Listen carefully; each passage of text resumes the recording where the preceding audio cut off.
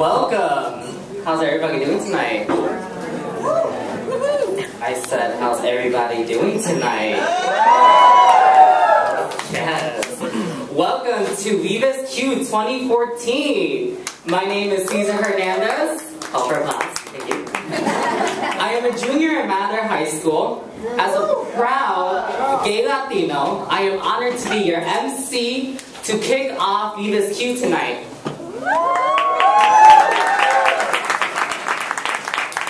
Tonight we have an awesome program for you. We're honoring an LGBT trailblazer, Norma Seledon. Just that honestly tops the whole night, seriously. We have a legendary DJ, OCD, also known as Wanda Rodriguez. Yes. Rumor has it she has a special, she's going to be a special guest in December week. I wasn't supposed to say that, but I like spilling the tea so much. We have a stellar lineup of performances, and closing the night is a special musical guest and a former American Idol alumni, Jada.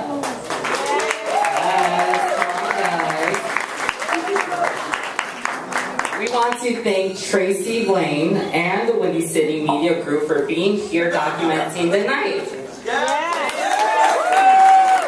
Also, there is an event hosted by them. It's called Work Chicago, an LGBT Youth Job Fair. It's starting in October the 22nd, 2014. It's at the center of Halsted, which we all know where it's at, right? There's going to be prizes, food, amazing jobs that you can have there, right? Yeah. We're also a live stream tonight. Thank you to Luz Chavez from Luz Amos, who is helping us spread the Vives Q message out to Chicago.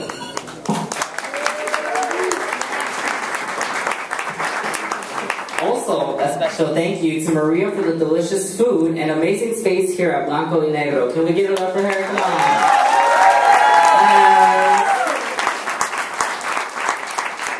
This year we invited organizations interested in tabling and support the work for making a donation. We want to keep Vives Q free. Please thank them for the generous support. Chicago Freedom School, Center of Halsted, Alma, Randall Legal, United Latino Pride. Actually, about them, they're giving out away this free t-shirt. Let me show you. So whoever wants it, can I see a raise of hands? And then I'll toss it to the crowd. Woo! Sorry. Let's see how this works out.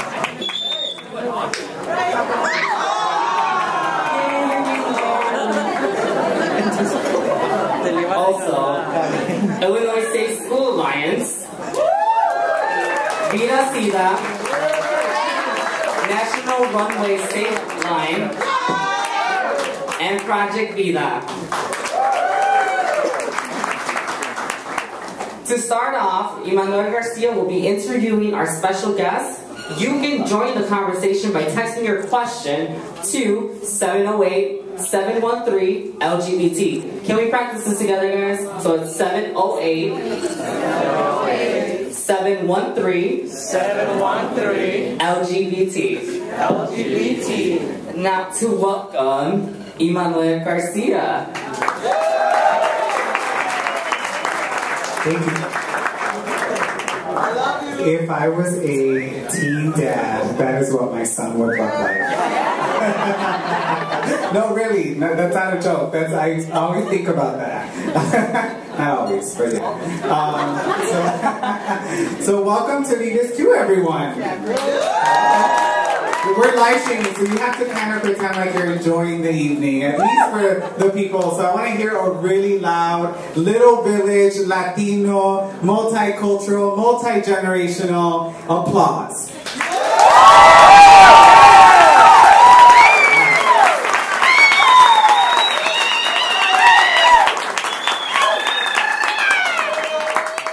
All right, settle down.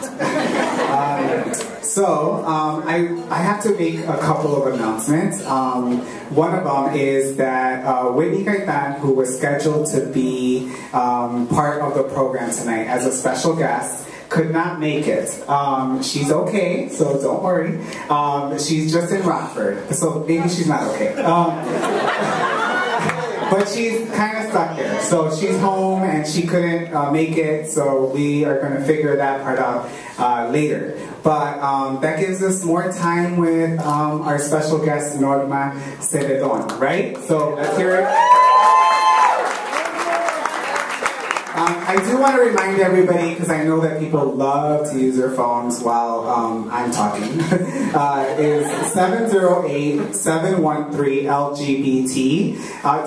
Has everybody figured out what those last four numbers are? Is that 5428? 5428 are the last four numbers. If you want to text a question, I get it right here, and then I screen them, so don't get crazy. That's the purpose. But seriously, I want to say that I want to thank our special guests for the gift of sharing parts of their experiences. Being a trailblazer, a leader, often means you are the first. You are the example. This is definitely true for our special guest tonight. So I'm going to welcome Norma Seledon.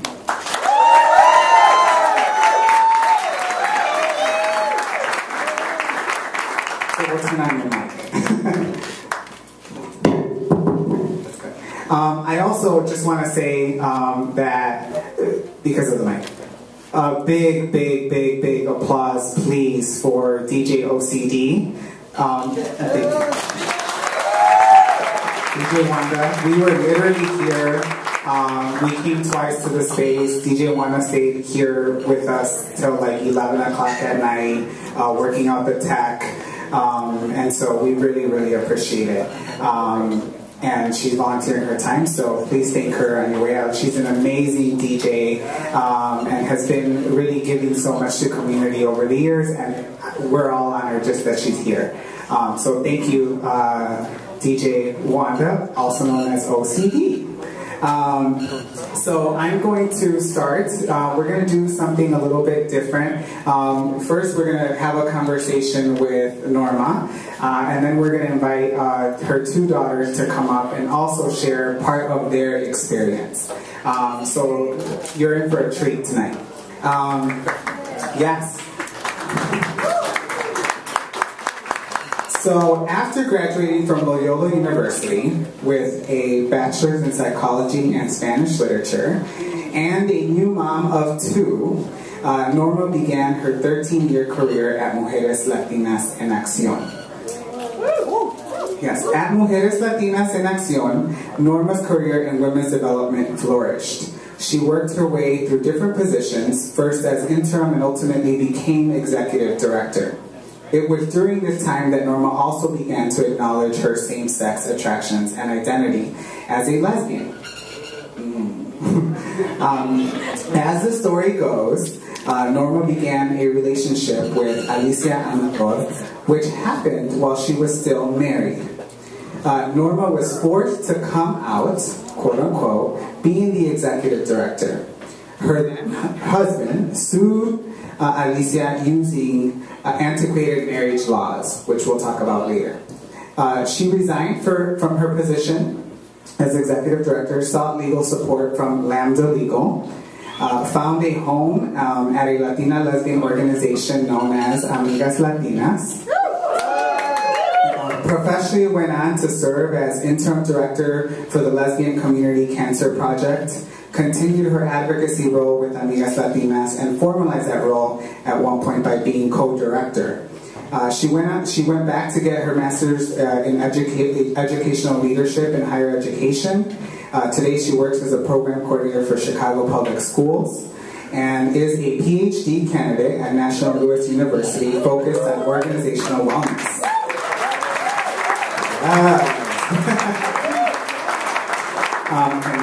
So welcome, Norma Seledon.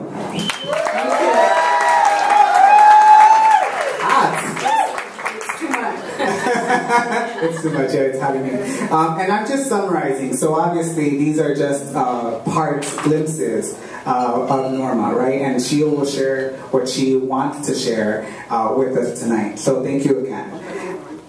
In 1969, at age 6 years old, Norma immigrated to the U.S. from Monterrey, Mexico.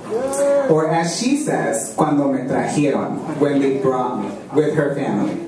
She is the oldest of 5, and I believe her sister is here tonight.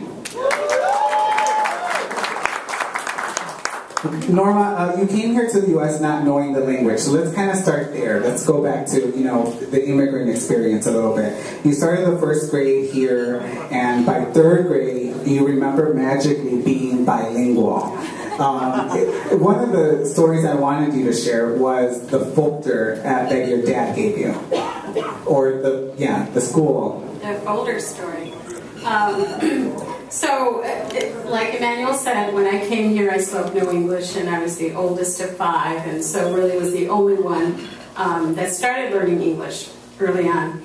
And so, just like any other immigrant families, they work very hard, and one of the things that was important to my dad was to send us to good schools and give us good education.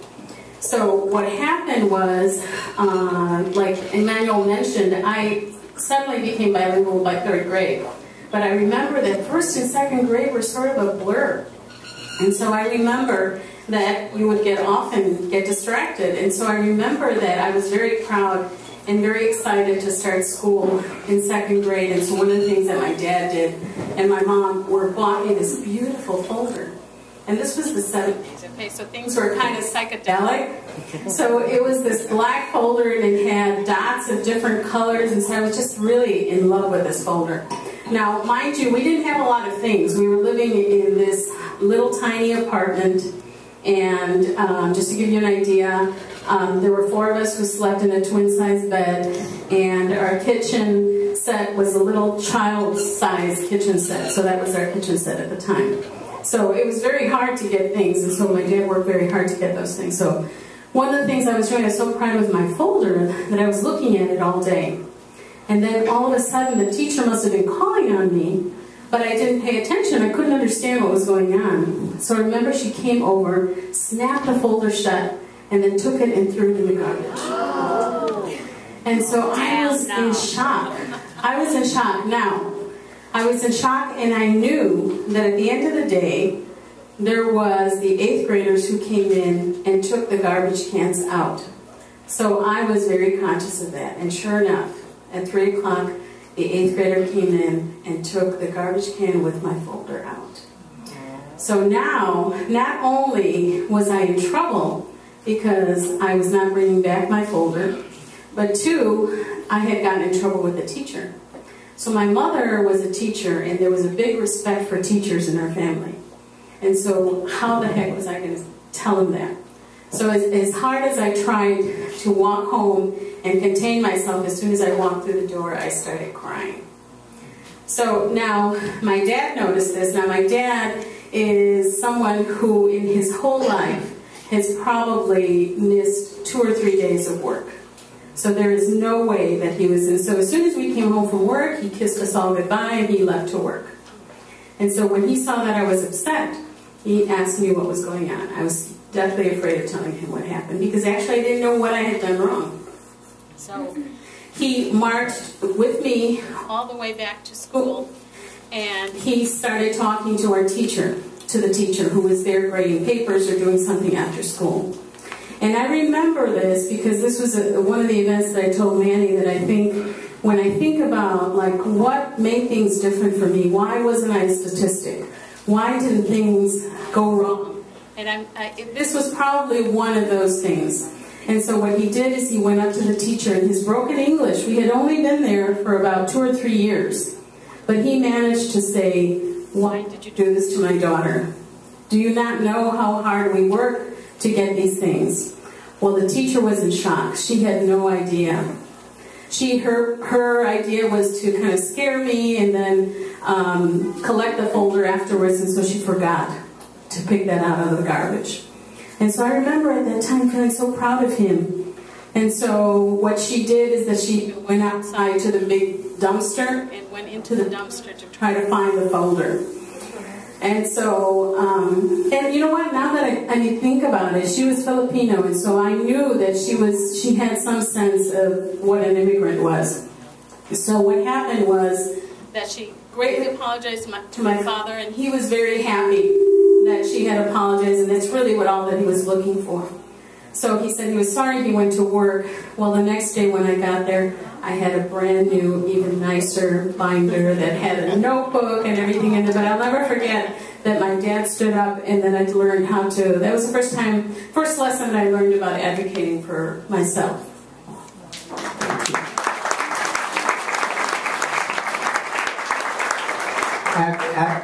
I don't know you as a liar, but Nora, but at 15 you lied about your age, right, to get a job at Mount Sinai in the reception area, and that played a very formative role in like your development in terms of education.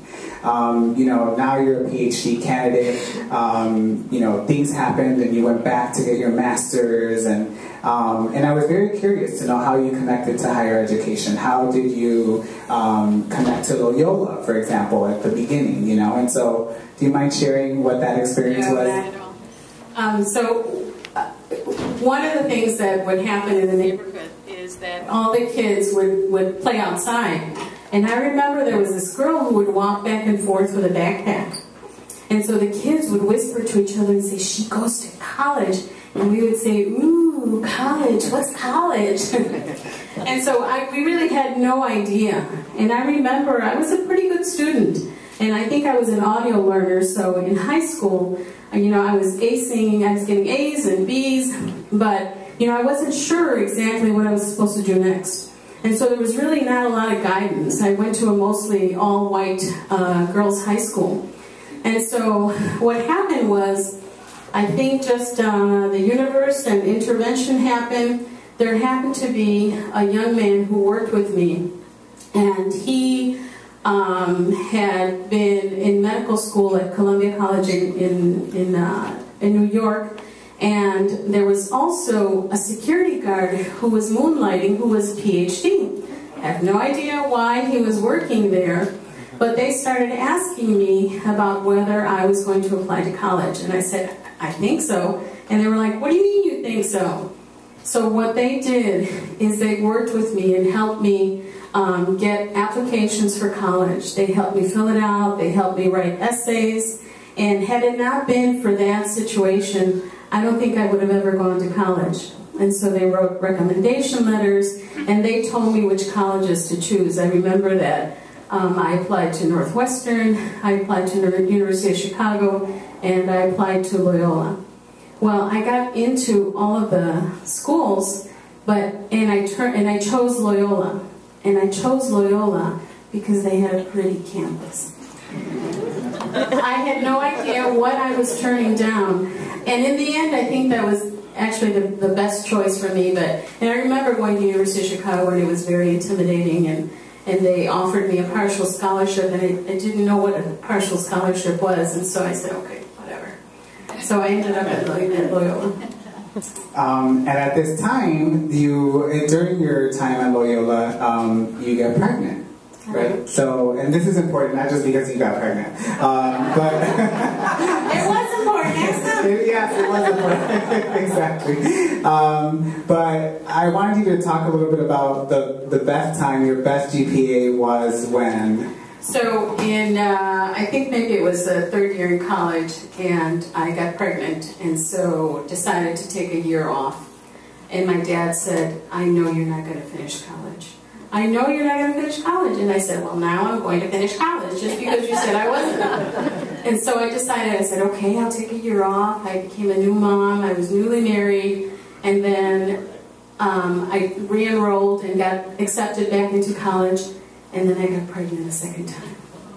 So I said, I have to do this. I said I was going to do this. I'm going to do this. And I was your fault. And so I remember I was working full-time. I was going to school full-time. I actually had 2 jobs. And I had a newborn at home. I was a new wife, and that was the year that I got the best GPA during that semester. And I think it was probably the semester I learned the most in college. So that was how I ended college and graduated from college. And Leo is in here. He's your son. He's your firstborn. Right. Then there's Eva, and then there's Kelly. Kelly's the youngest, and Eva's the middle child. And so you, after that, soon after college, you got a job at Mujeres Latinas en Acción, and that's where your career begins with that organization. You were with the organization for over 13 years? Correct. What was your first position at Mujeres Latinas en Acción? Well, I remember graduating from college, and I knew I had heard about Mujeres and their impact in the community. And I remember going for an interview, and I got a position there, and it was for coordinating a homeless prevention program. So it was working with women who were in domestic violence situations, and in order to prevent homelessness, work with them so that they would not return to abusers and find housing and find other kinds of support. I lasted about 9 months in that position, and then there was a new position, a new program that was created called the Latina Leadership Program. And that program was created so that women who were going through services at the agency who wanted to still be connected with the organization because they had had such a great experience, but so that they didn't develop a dependency and become community leaders. And so because of the work that we were doing, we knew that women were naturally leaders just by the things that they were doing at home. They were natural leaders of their own families, and so we just wanted to develop those skills and apply them to community. During that time, too, we had an opportunity to serve as interim for the programs, and so in the process I did domestic violence counseling, sexual assault counseling. I worked as a family counselor and youth counselor and did all kinds of things and got exposed to a bunch of things while I was there at Mujeres. It is. You know, 13 years in the organization. I'm going to bring Alicia Amador up, and maybe if you could tell us who Alicia was. I know that she was an activist in the Latino LGBT community. She did a lot of youth development work. A lot of young people know her through her work at Mujeres Latinas en Acción. She also worked at that organization, and she passed away. You were partnered for a very long time. So before we get into it, maybe if you could just share a little bit about Alicia. Sure. Alicia, you talk about a trailblazer. She was a trailblazer. I mean, you couldn't walk down Pilsen without everybody or lots of people saying hello or stopping with her. So you knew if you wanted to go eat somewhere in peace, you would not eat in Pilsen. And she had an excellent memory, so she knew people from a very long time. And she was used to being out in the street and doing all kinds of things, and was always sort of a bridge between people too, and so she was very well known. Most of the work that she did was around youth, and you know, to this day you'll find a lot of youth that will attribute some of their success to work that she had done at Mujeres with youth, especially young girls, but both boys and girls alike. So she was with the organization a little bit over 30 years when she passed away. And actually, it's today is the anniversary of her death, so she died about 4 years ago. So it's I think it's not a coincidence that I'm doing this here tonight. And so you know, everybody that met her said that you know she was contagious to be around. Her laughter and her sense of humor and her sense of community was very strong. And just being around her, you kind of got yeah. So your divorce during that time when you were at Mujeres Latinas, in great part was very public because you were the executive director of the organization, which comes with a high profile. You were a visible spokesperson for the organization, a Latina advocacy role, and for an organization that was being used as a model program, not only here in Chicago, but nationally and even internationally. What were so I know that you developed your relationship at Mujeres Latinas because you were both working together. And so a lot of people would, well, I think the story too is that that was your first relationship with a woman, and that was kind of when you discovered your identity. Not exactly. So we all love scandal, right? So I'll make you privy to some of that scandal. So actually, that's not so true. I mean, there was a couple of women who were closeted lesbians who were working at Mujeres when I was there. And I remember just conversations, and by accident, they asked me something about what I felt about same-sex relationships, and I kind of shied away from it. Well, I couldn't sleep that whole night because what I wanted to tell them is that, yeah, I support them because I think that I'm one of them. And so what I started to do is having these conversations with friends. So over the next 2 years, we had conversations about me and myself and my relationship and what I wanted. And so I think I was very fortunate to have access to those two women who were very healthy. Well, they were originally from Michigan and decided to go back and return to Michigan. And so I was extremely devastated because, of course, they were the only two lesbians in Chicago. And so what the heck was I going to do? Who was I going to talk to? And so they suggested that perhaps I may want to make a closer friendship with Alicia. And I had always liked being around Alicia and liked being with her. But at the same time that this is happening, there's also conflict in my marriage. And so often people say, the marriage dissolved because you discovered your sexual identity, and that's not true. I mean, there were other things that led up to that. And I think that this was something that contributed. So actually, I started to feel very comfortable being around women-only groups. And so there was a point where honesty was very important to me. And so there was a point where I wanted to make sure that he knew this part about me. And he was okay for about 5 minutes about it. And then afterwards, just a bunch of things happened. And of course, I was younger then. I had no idea what he was going through as well. So this must have been a very tough thing for him to hear. But in the process, things became more difficult and more tumultuous. And I think that situation kind of drove us further apart. And then during that period, it was when Alicia and I started a relationship. And so as soon as I tried to be honest about it, and then what happened is that with that information, then of course, out of anger and hurt, decided to out me at Mujeres. And our intention was always, and so there was a period of time where we tried to separate because neither of us wanted to hurt this organization that we loved. This was a place where I became stronger as a Latina, and I think I told you before that I think that coming out as a lesbian was much easier because I was stronger as a woman. Those parts of my identity as a woman, as a Latina, were stronger, and so it was easier to come out as a lesbian. And this was something that I had always discussed with my children. And so there was a very difficult period for all of us, for the entire family.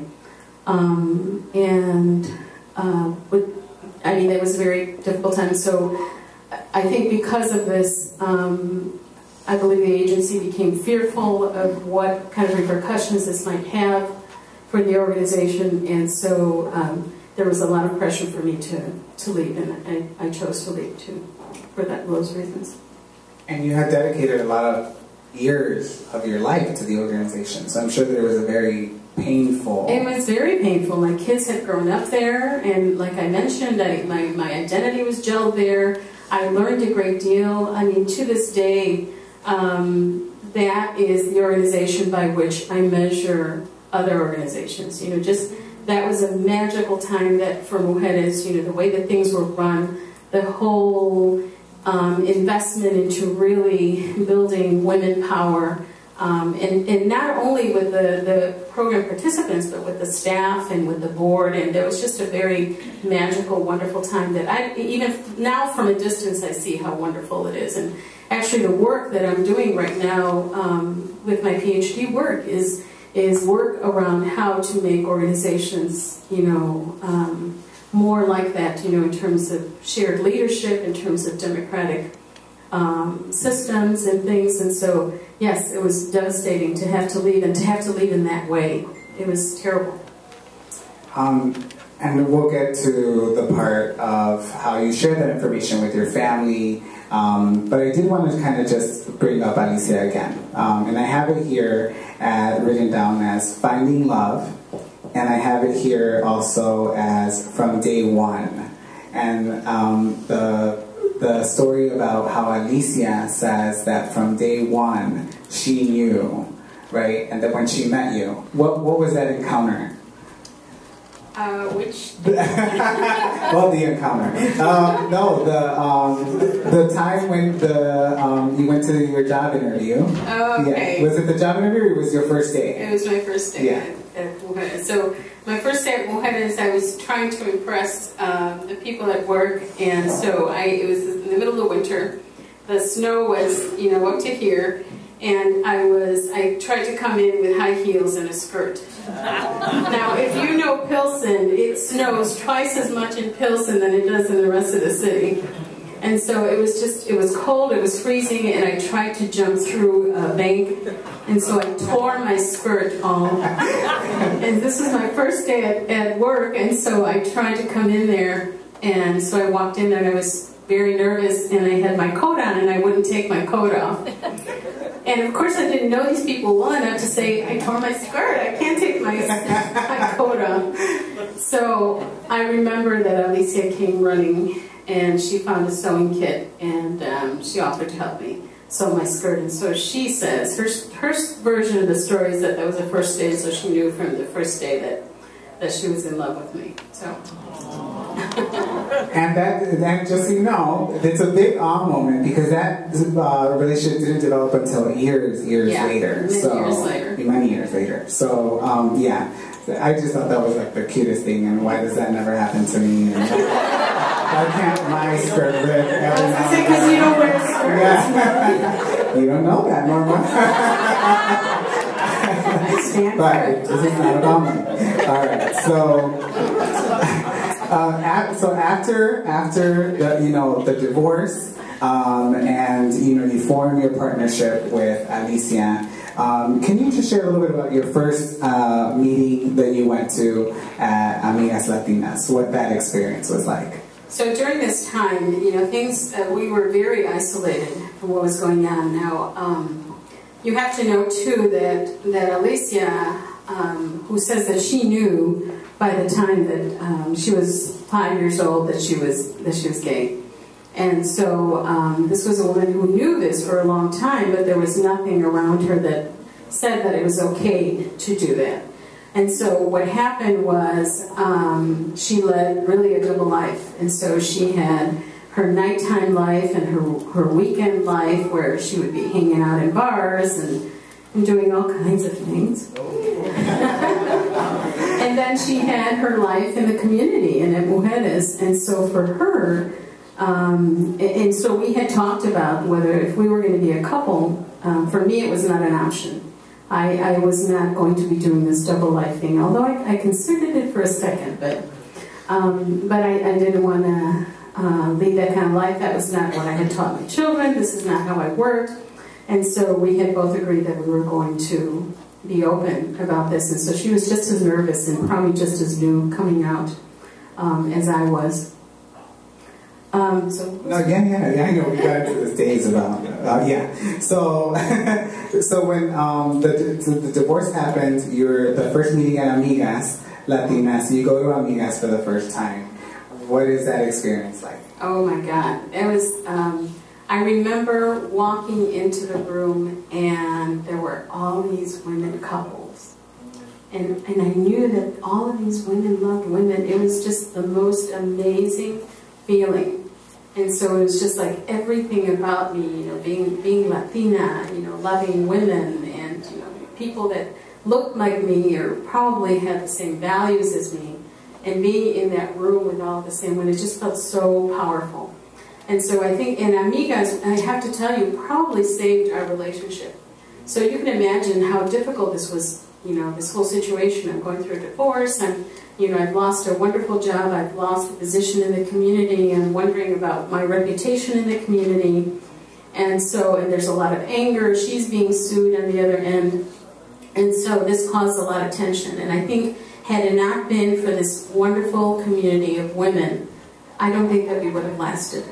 And there were a lot of wonderful things that the organization did. And so because I was already doing work with women, I really felt like this was the continuation of work that I had to do.